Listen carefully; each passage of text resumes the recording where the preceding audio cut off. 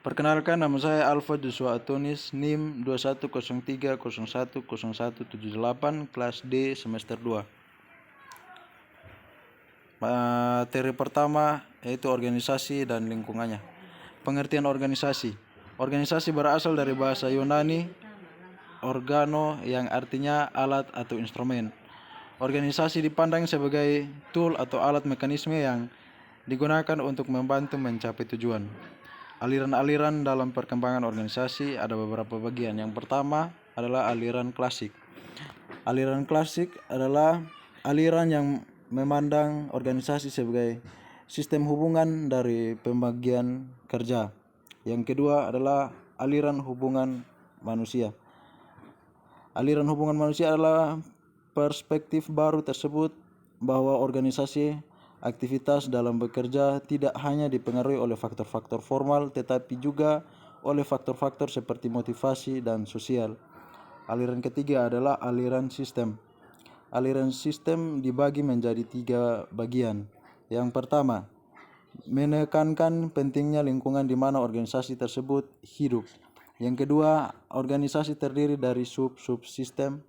Dan yang ketiga, berusaha mensejajarkan sistem-sistem yang berbeda, mengidentifikasi dan menghilangkan faktor-faktor yang potensial menimbulkan disfungsi.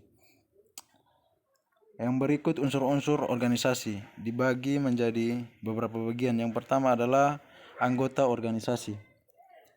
Anggota organisasi yang terdiri dari pemimpin yang mengatur organisasi secara umum, manajer yang mengapply unit tertentu sesuai fungsi bidang kerjanya, dan orang-orang yang bekerja di bawah manajer. Yang kedua adalah kerjasama yang baik. Kerjasama yang baik, tujuan organisasi dapat dicapai bersama-sama. Tingkatan anggota akan membantu memudahkan dalam mengatur bagian kerja dalam organisasi. Yang ketiga, yang terakhir adalah lingkungan. Lingkungan seperti kondisi sosial, budaya, ekonomi, dan teknologi menjadi pendukung dalam mencapai tujuan dari organisasi. Yang berikut ciri-ciri organisasi. Yang pertama adalah sekumpulan orang. Sekumpulan orang organisasi harus terdiri dari 2 orang atau lebih manusia yang sadar dan membentuk organisasi sama dengan terbentuknya suatu kelompok. Yang kedua, memiliki tujuan bersama. Memiliki tujuan bersama, organisasi harus memiliki tujuan organisasi yang utama yang berusaha diraih oleh tiap-tiap anggota organisasi. Selanjutnya adalah tujuan organisasi. Tujuan organisasi dibagi lagi menjadi 6 bagian. Yang pertama adalah jenis-jenis organisasi.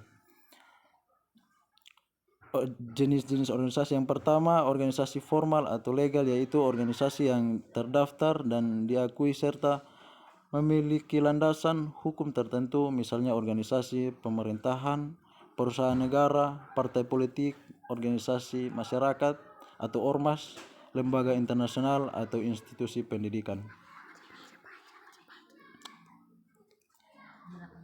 Yang kedua, lingkungan organisasi.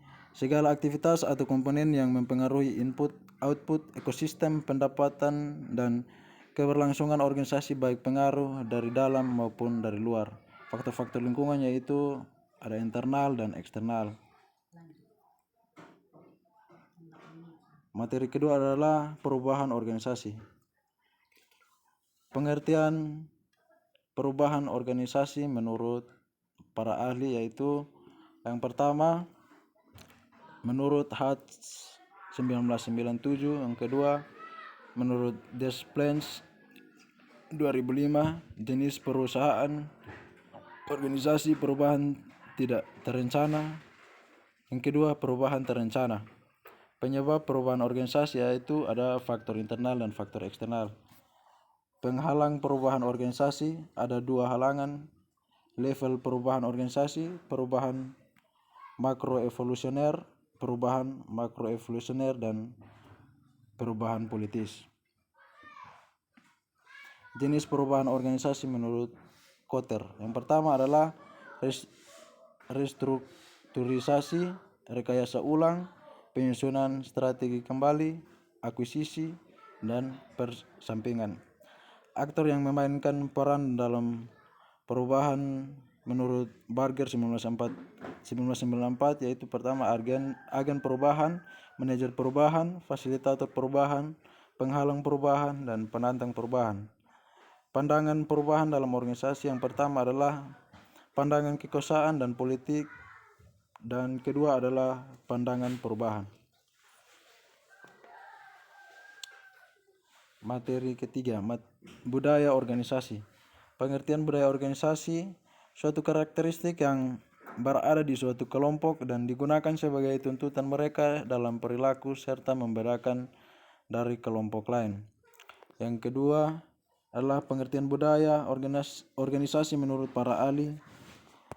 Yang pertama Sarpin, yang kedua Kreitner dan Kinitsky 2005, Sutanto, Latan 1998, Skene 1992.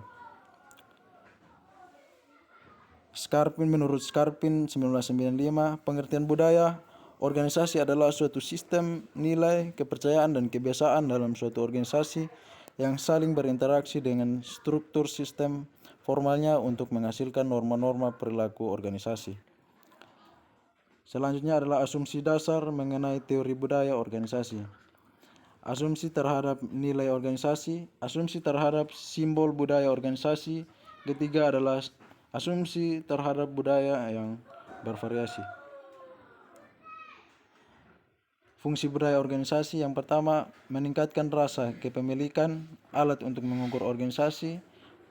Yang ketiga, meningkatkan kekuatan organisasi. Yang keempat, mengontrol perilaku. Ketiga, mendorong kinerja anggota. Yang terakhir, menentukan tujuan organisasi. Jenis-jenis budaya organisasi. Budaya organisasi, yang pertama budaya organisasi yang kuat, yang kedua budaya organisasi yang lemah.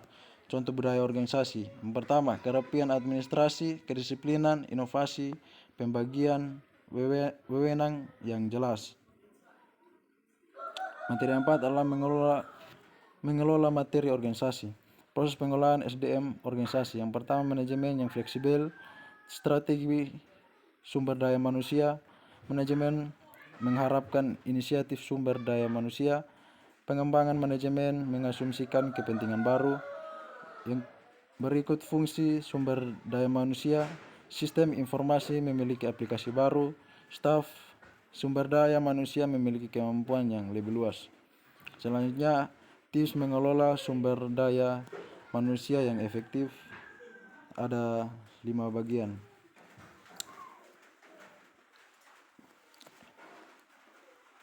Yang pertama, berani mengembangkan tanggung jawab. Yang kedua, dapat dipercaya. 3, mampu memahami dan menginterpretasikan keinginan atasan. Keempat, tidak sekedar meniru atasan tetapi memiliki pemikiran yang kreatif. Yang terakhir, berpemandangan luas ke depan, memiliki ambisi serta tanggap terhadap berbagai situasi.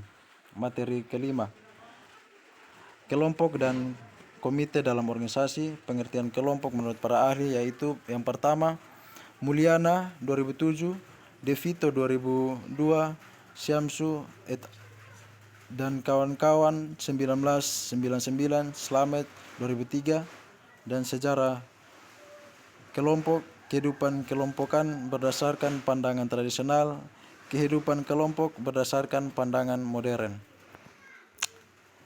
Ciri-ciri kelompok, karakteristik kelompok menurut para ahli yaitu ada 2. Yang pertama Rahmat 2007 dan Here 1962. Alasan pembentukan kelompok, tujuan dan manfaat kelompok, jenis-jenis kelompok. Yang pertama, atas dasar ukuran kelompok. Yang kedua, atas dasar struktur kelompok, atas dasar terpaan perubahan. Yang berikut ada atas dasar fungsi kelompok.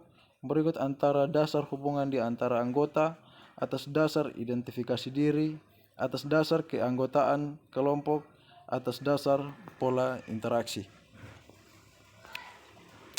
Pengertian komite, sejumlah orang yang ditunjuk untuk melaksanakan tugas tertentu dalam hubungan dengan pemerintah. Yang berikut jenis-jenis komite. Yang pertama adalah komite eksekutif, komite staf, komite bersifat formal, bersifat informal, dan komite bersifat permanen, dan terakhir adalah komite bersifat temporer. Sekian dan terima kasih.